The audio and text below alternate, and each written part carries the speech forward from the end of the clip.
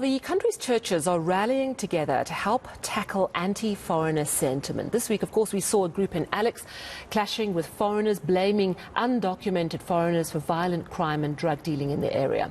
Now, the South African Council of Churches today launched a national Indaba to deal with the problem. Our reporter Manqoba Mchunu was at the church meeting today, and he joins us now. Manqoba, church leaders are really concerned about this rising xenophobia. Tell us more about the Indaba.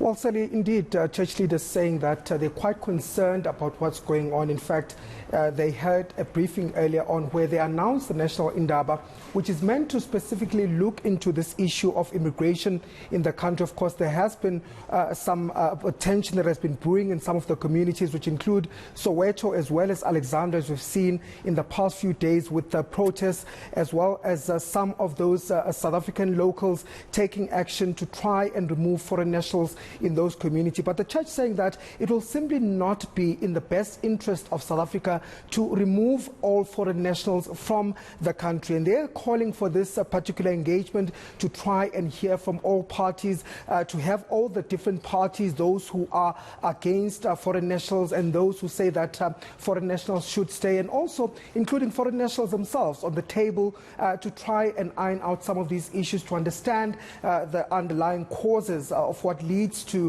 what is now known as xenophobia here in the country. And of course, they want to avoid what we saw in the previous years in 2008, where there were those attacks against foreign nationals in the country. So the real aim of this is to ensure that there is a lasting solution to the issue of immigration in the country. And of course, they're saying that at this particular point, they've opened submissions. They're calling on people, all interested parties, including government, including community-based organizations, to come forward and give their submissions. And those submissions will then be considered as part of this process. But take a listen to what they're to say about this particular Indaba and how it will work.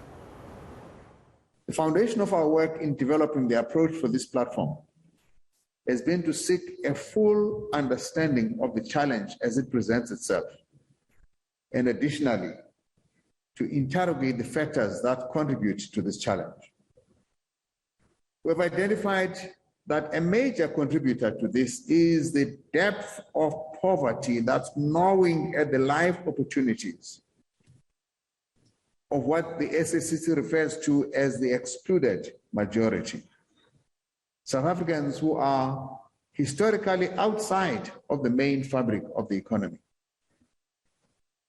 The excluded majority are largely located in the poor communities of our country, where there is much contestation for livelihood opportunities between poor South Africans and non-South African persons. Yeah, so making the point that when resources are tight, it's easy to turn on your neighbour. But the South African Council of Churches is also adamant that this is not okay. So they're creating this platform. They've opened up the process. Tell me how it's going to work, what's going to happen next.